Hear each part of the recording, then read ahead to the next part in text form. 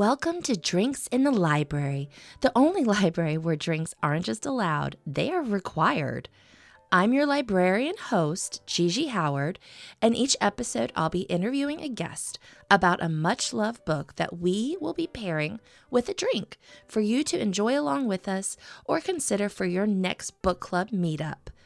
As always, stay curious and support your local library.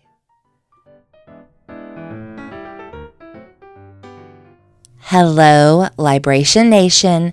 This week, we're off to the deceptively cozy village of St. Mary Mead, where gossip flows freely and murder is just around the hedgerow. Join us as Miss Marple makes her unforgettable debut in The Murder at the Vicarage, knitting needles in hand and sharper than ever. I was so excited to talk to my guest this week, author and podcast host, Kemper Donovan. Kemper began his writing career with his debut novel, The Decent Proposal, after a lengthy journal to publication. Around the same time, he also co-created the podcast All About Agatha with his friend, Catherine Brobeck, celebrating the work of Agatha Christie. Following Catherine's passing in 2021, Kemper has continued the podcast on his own, and his passion for Christie's mysteries led him to create his own ghostwriter mystery series, including the books The Busybody and Loose Lips, now published by Kensington Books. He lives with his husband and their 2 daughters, and when not writing or podcasting, he enjoys running and making valiant attempts at playing the violin. I was also so excited that Kemper brought to me our drink this week from the book Agatha Whiskey by Colleen Mullaney.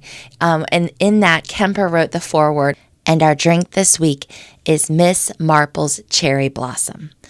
All right, just before we get started, if you're loving Drinks in the Library, please go review us wherever you catch your podcasts.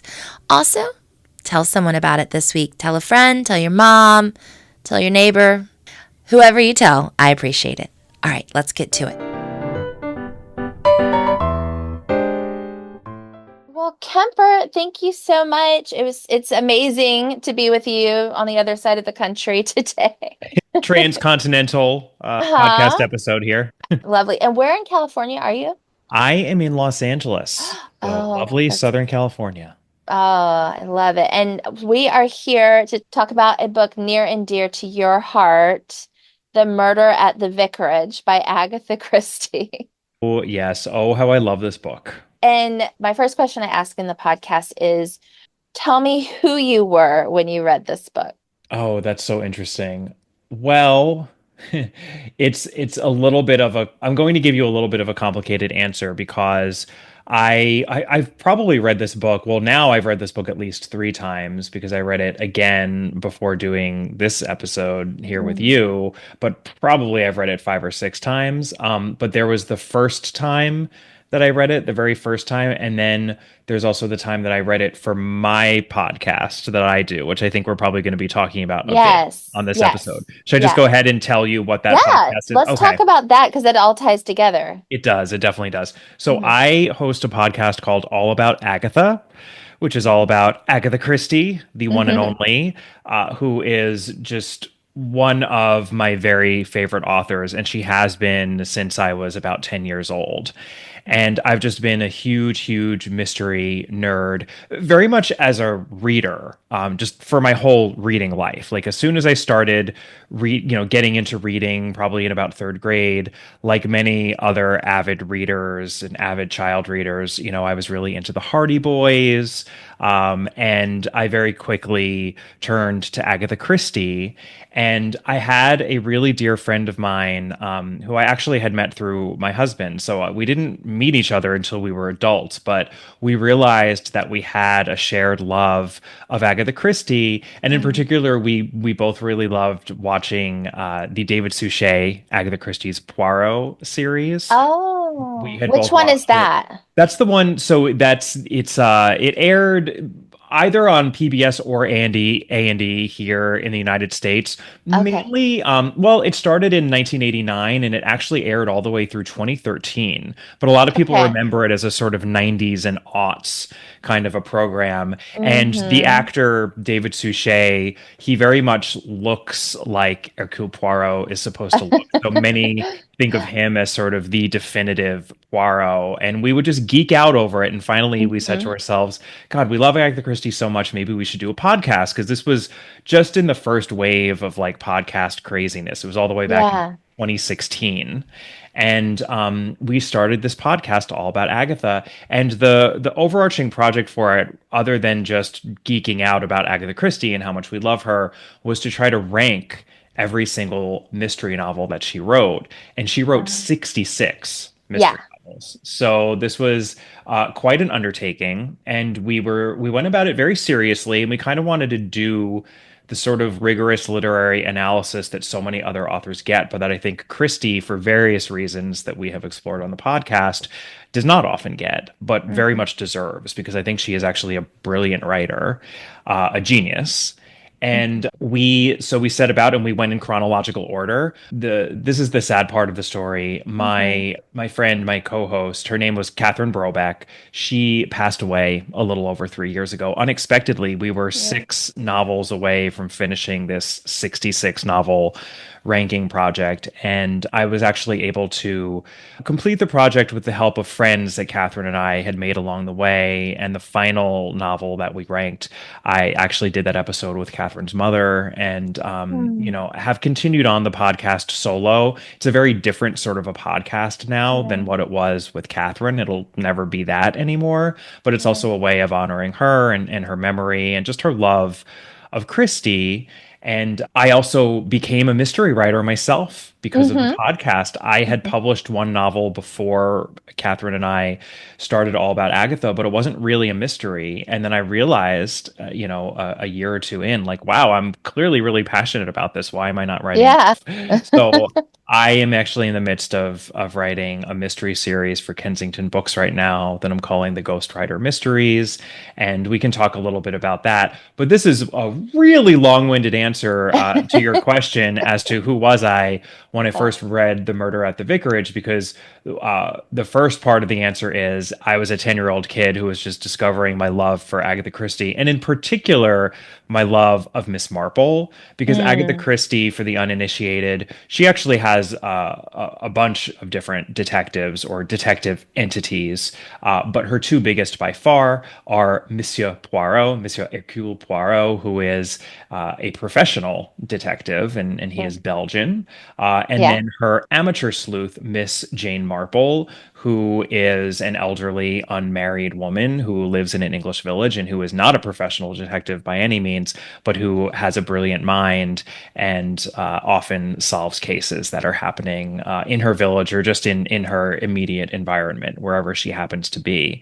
And there were a lot of ways in which Catherine and I were a great pairing for a Christie podcast, and one of them was that Catherine was a diehard Poirovian, and Mm. that is a word that I made up for the podcast, and I am a Marpleite. I absolutely adore Miss Jane Marple, and The Murder at the Vicarage, which we are discussing today, is the first Jane Marple novel that Agatha Christie wrote. So that was an important novel for me to read when I was a kid, and then super important novel to reread for the podcast when we were doing our ranking exercise.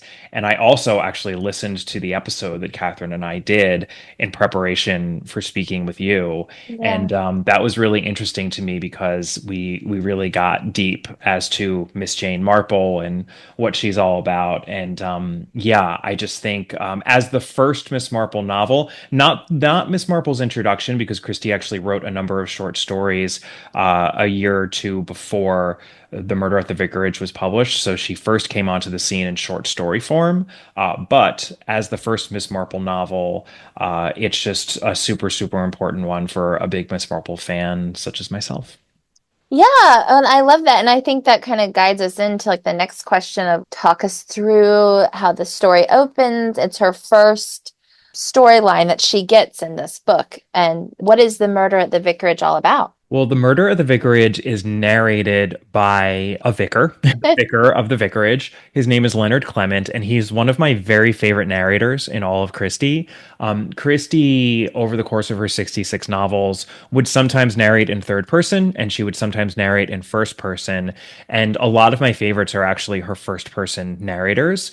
Sometimes the narrator is very central to the solving of the mystery, or at least the obfuscation that's happening in terms of hiding the ball and needing to figure out what's going on and solving the mystery as active readers. So she has a lot of fun with her narrative voices, and I just love the Reverend Clement, who is a little bit of a beleaguered vicar. He has this new or fairly new wife named Yes. Griselda, who is also just a favorite character of mine, and we see her in other books. She pops up here and there, Okay. and she is in every way unsuitable to be a vicar's wife other than her name. You know, her name, the name Yeah. Griselda, is a very sort of appropriately religious sounding name, but otherwise she's just saucy. Let's say she's very saucy with her opinions, and she's not a wallflower. And I just love the Clements.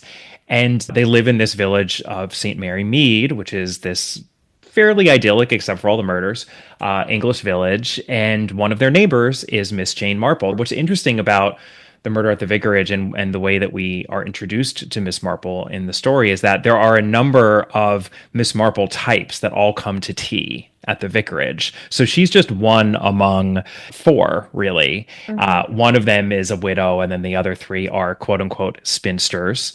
And Hmm. Griselda's kind of complaining about how these old gossiping cats, come and they're all so nasty, and all they want to do is gossip and talk about scandal over their tea. Hmm. And Miss Marple is totally one of them. It's just that over the course of the novel, we begin to realize, oh, okay, she also is smarter than everyone else, not only in this village, but perhaps in the entire country. And she's really good at figuring out who done it.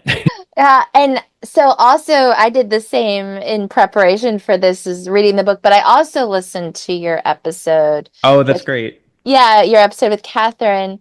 Um, and it was interesting to hear you two discuss your thoughts on who you thought Miss Marple was, because you had like a little bit of a disagreement, like a friendly.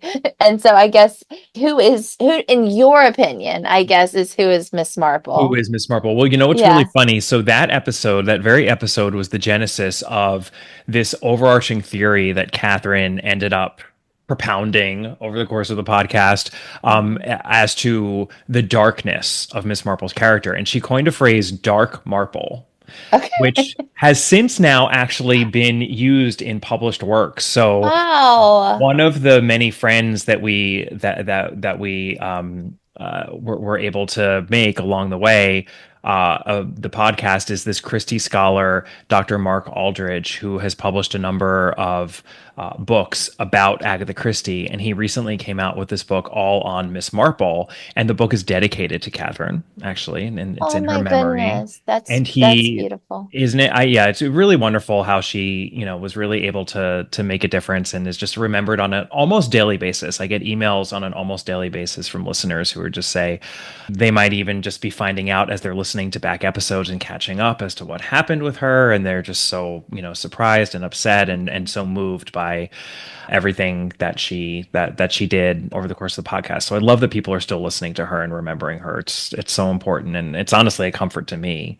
But he makes use of the term dark marple in the book Hmm. because Catherine's point of view, which I definitely did not agree with, and I still don't completely agree with, but Catherine's point of view, which she was just beginning to figure out, I think, when we covered the murder at the vicarage, is that Miss Marple is a really dark and devious and sinister character. And that because she's sort of the meddling, Yeah. perhaps even conniving neighbor, right? Who, like, she Hmm. knows everything about you. And you do not want to get on her bad side because she has a lot of power. Knowledge is power, and she's got all of the knowledge.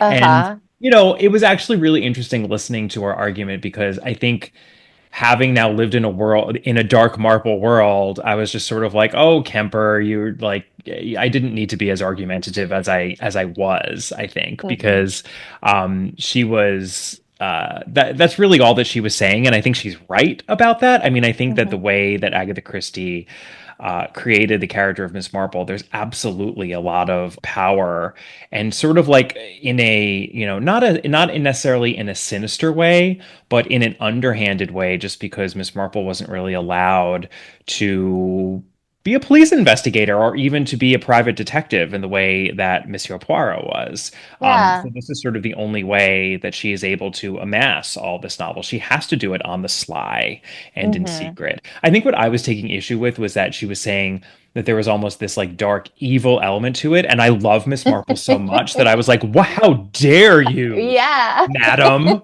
How dare you say that Miss Yeah. Marple is anything other than wonderful? And but yes, I mean, so I have since come over to Catherine's dark marple theory, to be perfectly Mhm. honest, and I think there's a lot to be said for it. But and that's really what I love about Miss Marple. I'll point to another podcast. For any mystery lovers out there, Caroline Crampton has this great podcast called She Done It, which is about not just Agatha Christie, but it focuses mainly on female writers of the Golden Age. So, Mhm. Dorothy Sayers, Josephine Tey, there are so many others. And she also does male authors as well. But I learned from that podcast the term quote unquote surplus women, which is something that came out of World War One when there were so many men who had died. So in that generation, they really did have a surplus of women. And there were a lot of women that went unmarried as a Mhm. result. And Miss Marple's the chronology is always a little vague and weird, but she's a little bit, there's a feeling of that surplus woman kind of a thing where she never married, she doesn't have any children, she certainly belongs in the community in which she lives, much more so than Monsieur Poirot does. But in their own ways, they're both outsiders. Yeah. Poirot is a foreigner. He was a war refugee, actually. I mean, he too, through World War One, he came to the UK from Belgium as a refugee, and then he made his home here.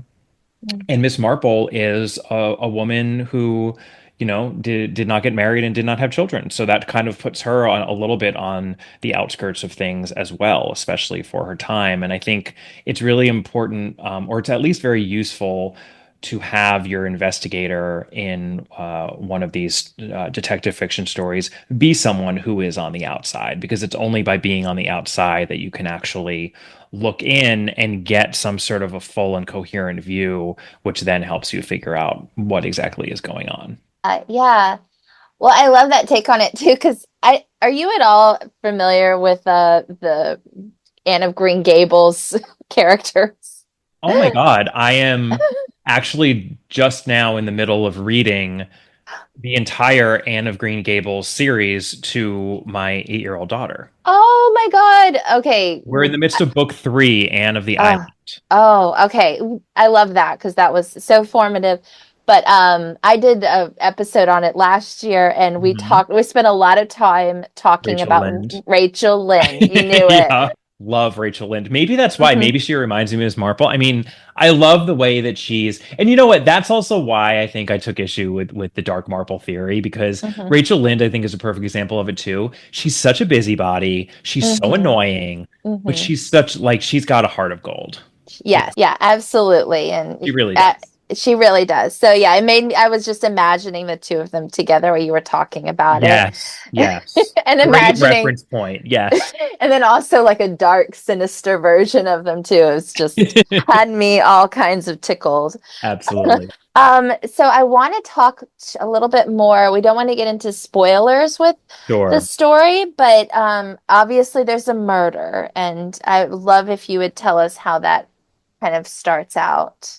Yeah, we get to our murder very quickly in the murder at the vicarage, which not every Christie is created equal. Sometimes it takes a little bit longer to get to it, but there is a man in the village, Colonel Lucius Prothero, Mm. who basically everyone hates for different reasons. He's a pretty unpleasant fellow, and he has the audacity to die in the vicarage. He doesn't live in the vicarage. He lives nearby, but he has actually come to the vicarage to complain to the vicar about something that's happening in the church that he doesn't think is right, because that's the, nosy kind of, he's a busybody as well. That's the sort of nosy, officious kind of thing that Colonel Prothero would do.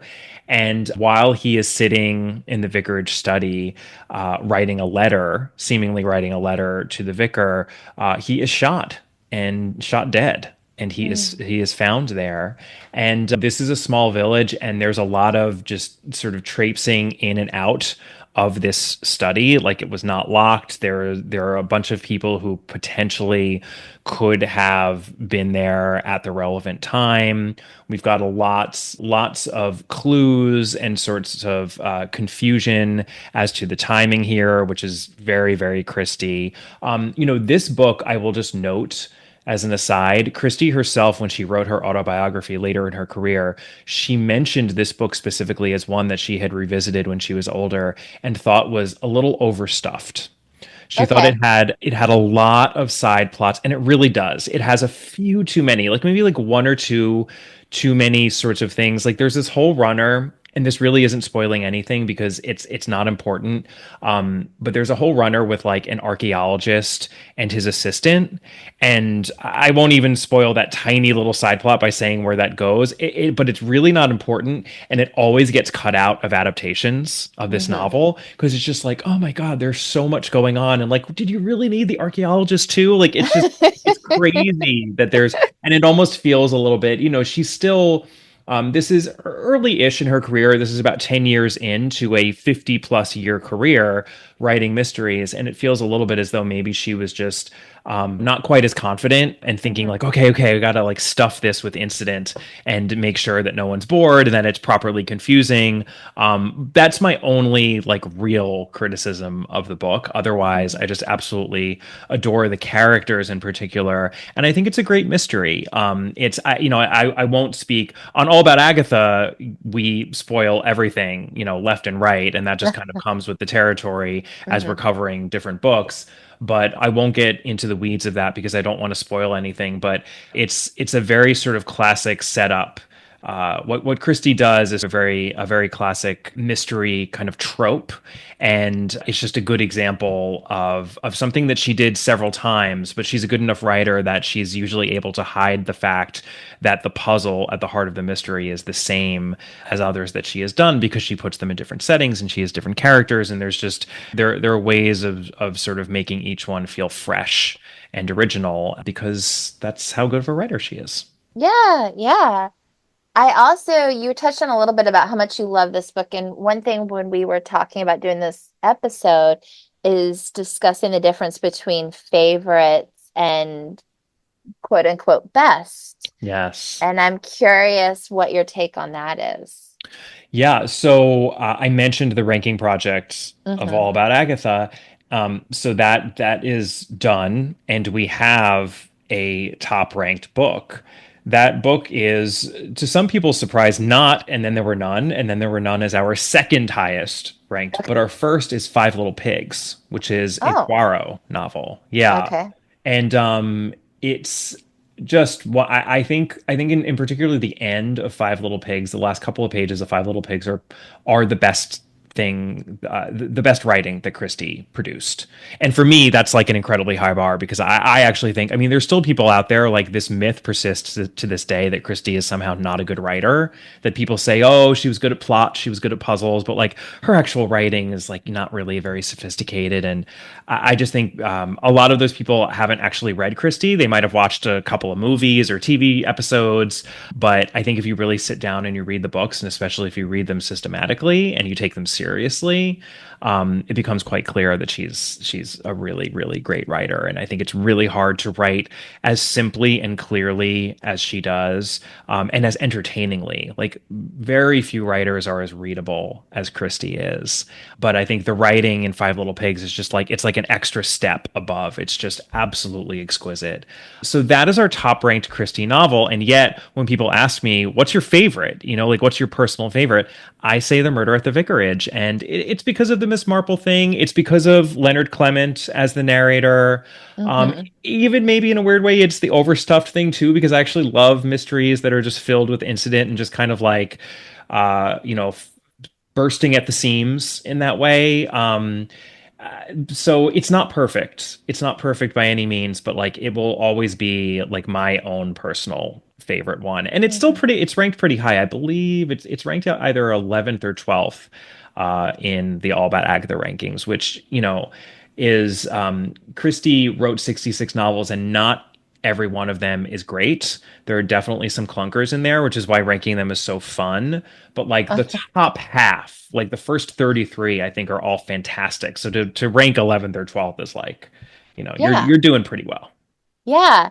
And I'm kind of curious, just on the podcast, did you and Catherine have any serious disagreements over you thought this was 54 and she thought it was 9?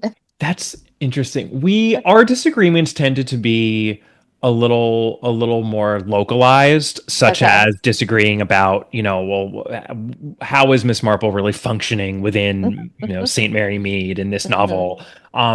We tended to agree. Catherine, I will say this, I have to give Catherine the credit for this. She went into the podcast adoring Five Little Pigs and thinking that it should be the number one ranked novel. I went into the podcast not liking Five Little Pigs very much because I had only read it once, and I think at that point I wasn't thinking as seriously about Christie, and I completely came over to her side on that because it just became very obvious to me by the time we got to Five Little Pigs. I was like, oh, you're right.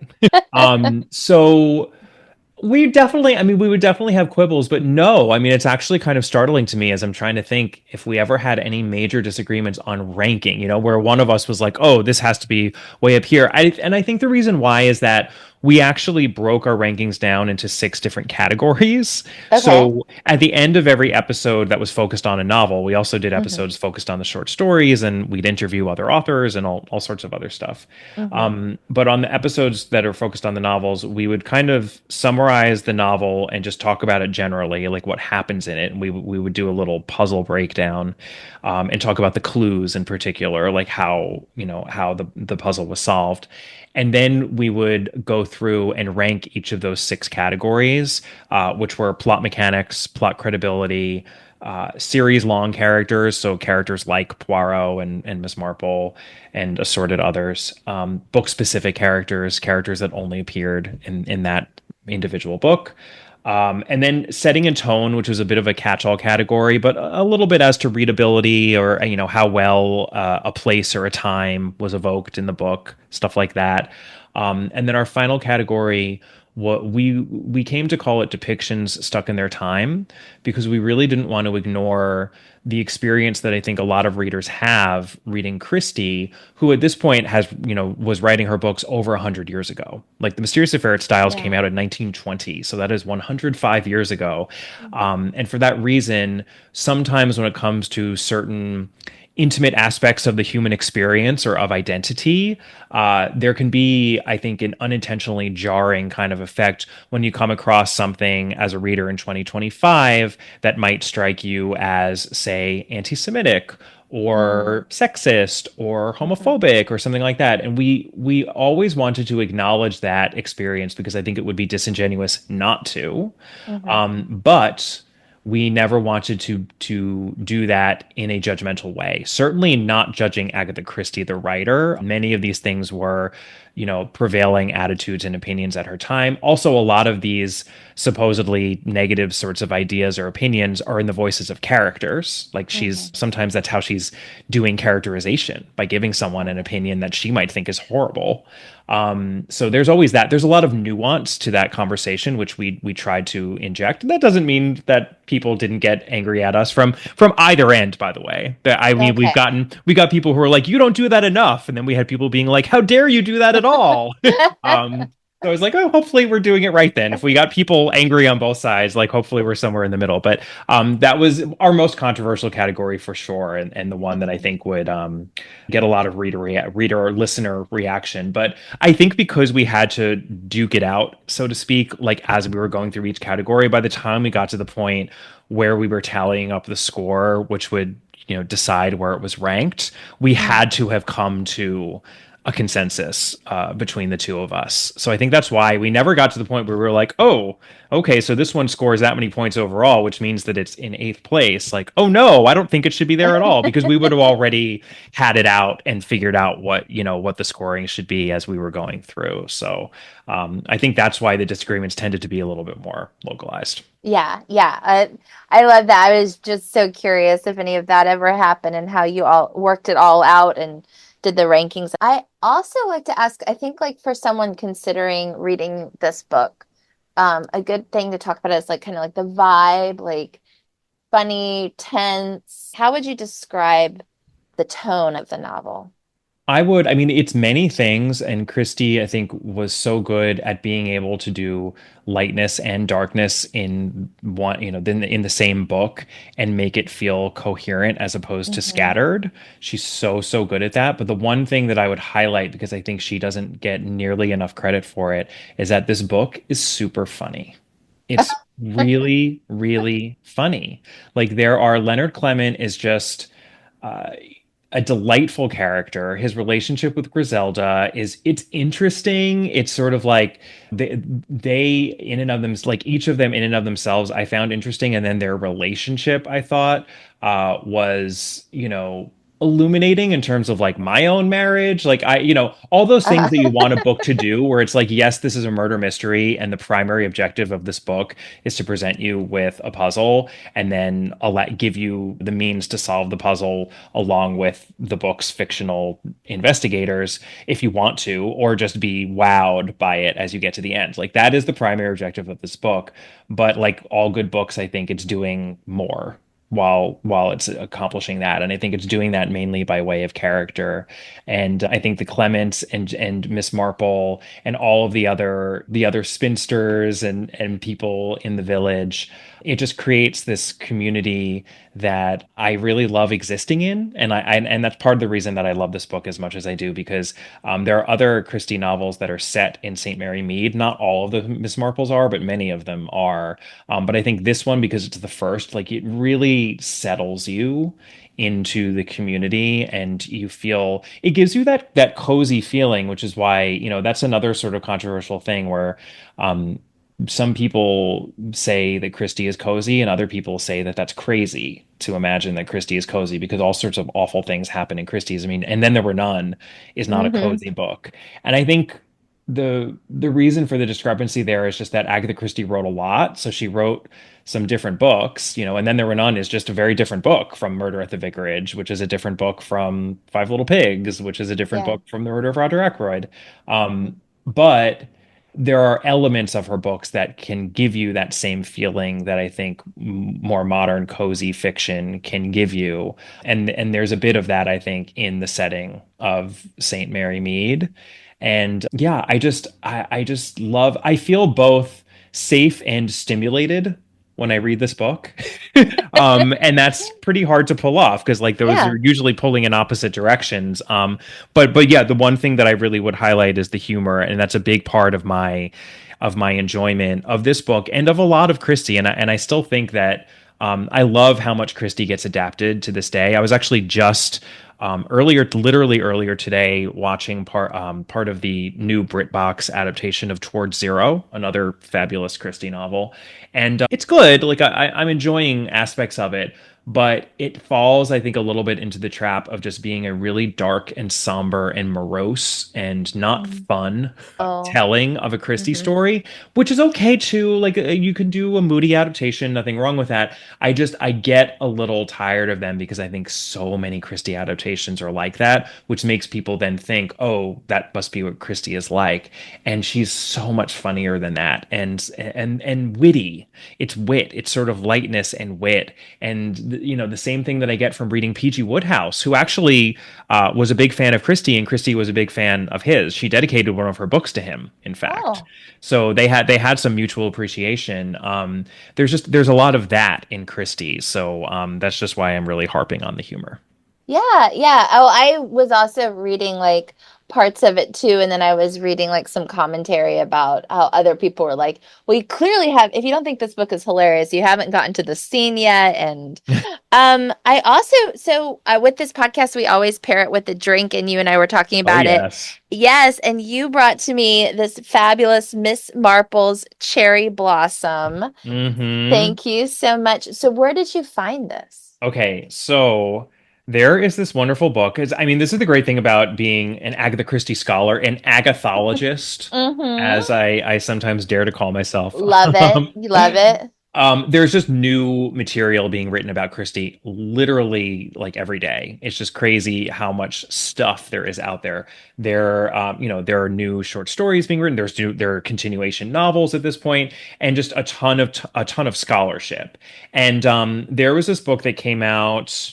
I have it in front of me. So 2023, so just 2 years ago. And it is a cocktail book. It's called Agatha Whiskey. Ooh. 50 cocktails to celebrate the best-selling novelist of all time. And the author is Colleen Mullaney, a lovely person who contacted me and asked me to actually write the foreword. So I Oh, wrote the wow. foreword for this book, and I sort of talked all about alcohol in Christie and poisons in Christie. And just to shout out this book, one of the my favorite things as to what Colleen did is that Christie herself was famously a teetotaler. She actually hated alcohol. Oh. She barely ever drank, and she just didn't like the taste of it. Mhm. So in this book, Colleen actually provides mocktails to Okay. accompany all of the cocktails, and I love it because it's a very modern thing to do. I think like we're all mocktail obsessed at this point because a lot of Yeah. people really have realized, oh, I don't necessarily want to drink as much as maybe I did 10 years ago or Yeah. my parents did or whatever. Right. And mocktails are kind of a fun way. Yeah, you not necessarily have to always have a mocktail, but like you can maybe substitute a cocktail for a mocktail every now and Hmm. then. And I just love that she was able to kind of honor Christie in this very modern way. But yeah, so she has 50 cocktail recipes in here, and I had to choose Miss Marple's Cherry Blossom, and I'll just read out what she says a little in the little introductory section here to the drink. Miss Jane Marple's character is based loosely on Agatha's grandmother and her friends and has appeared in 12 novels and 20 short stories. She makes her own cherry brandy from her garden, claiming that a bit of brandy helps ease one's nerves. Cheer to that. Cheers to that, Jane. And it's true. She makes her own cherry brandy. She also makes damson gin. She's actually constantly she's constantly pushing her own homemade liqueurs onto guests in her house in St. Mary Mead, which I really love. Yeah. So yeah, the Miss Marple's Cherry Blossom has gin in it. It also Hmm. has cherry brandy, sake. I mean, Ooh. who would have thought sake in a Miss Marple drink? Right. Grenadine, lemon Yeah. juice, and then some edible flowers for garnish. It's pretty simple. It's pretty classic. Yeah. And then there's the mocktail variety as well. So where I think you're just basically replacing the gin with non-alcoholic spirits like Hmm. Monday instead of gin, Hmm. some San Pellegrino instead of the cherry brandy, and there's actually alcohol-free sake that you can do in place of Okay. regular sake. So um, it's delicious, and Hmm. I think it's an appropriate way to celebrate Miss Marple. Yeah, I love that. And thank you so much. And it's a book that's obviously so close and dear to you. And I'm just amazed in all the ways that you have tied into Agatha. And it's honestly so beautiful. So, Oh, thank you. Well, this was a pleasure. I mean, I normally just have to babble to myself now and monologue on all about Agatha now that I don't have Catherine, unfortunately, oh, to yeah. speak with. So I really love being able to do any sort of podcasting with someone else, especially when it's about Agatha Christie. So Yeah. this was a great opportunity. So thank Yeah. you, Well, Gigi. thank you so much. And before we go, I wanted you to tell us more about your books, where we can find you, all of that good stuff. Of course. So I mentioned that I'm writing my own mystery series now. It's called the Ghostwriter Mysteries. Two books in the series have been published thus far. The first is The Busybody, Mhm. and the second is called Loose Lips. I've got a third book that's coming out in summer of 2026, and then fingers crossed there's at least going to be a fourth book. Yes. So this is all very much in process, and I'm calling it a sidekick series because the ghostwriter of the Ghostwriter Mysteries is the first person narrator of every book, and like Watson, like Hastings, she narrates everything, so you see everything from her eyes. But in each book, she pairs up with a new detective. So, Okay. imagine if Watson just jettisoned Holmes after studying Scarlet and then moved on to another detective, but continued to tell all the stories himself. So it just kind of, there's a lot of continuity, and there are other characters that you do stick with from book to book in certain ways. But it is also just allows me to have a fresh start and a fresh setting in every book. And I'm having a lot of fun with it. And the way that I have structured the puzzles is very much in homage to Agatha Christie. I'm not trying to imitate her voice or anything like that. These books are totally contemporary, but I am taking some of the tricks that I learned from her, because I think no one did it as well as she did when it comes to how do you layer in clues, and what are some of the best ways for readers to be able to solve these puzzles, along with the ghostwriter and whichever detective she is pairing up with, depending on the novel. So if you would like to find out more about that, I suppose I can just send people to my author website, which is kemperdonovan.com. And then also you can check out the podcast, which again is all about Agatha. And you should be able to find that anywhere that you listen to podcasts. Just search for All About Agatha or Agatha Christie, and it should come up. And yeah, shoot me a line. I have my contact information on my website, because I'm always game to talk about mysteries and Agatha Christie. Yeah. Well, I'm so glad you talked with me today about all this. It was so much fun. You are a pleasure. It's good to cross paths with you once again, hopefully more in the future. Thank you so much, Gigi. This was an Thank absolute you. pleasure. Yes. All right. Thanks. Bye. Bye. Thank you for spending some time with me and my guest for an episode of Drinks in the Library. For more information about the show, you can find us on Instagram at Drinks in the Library, on the World Wide Web, drinksinthelibrary.com, or shoot me an email at drinkspod@gmail.com. Until next time, cheers.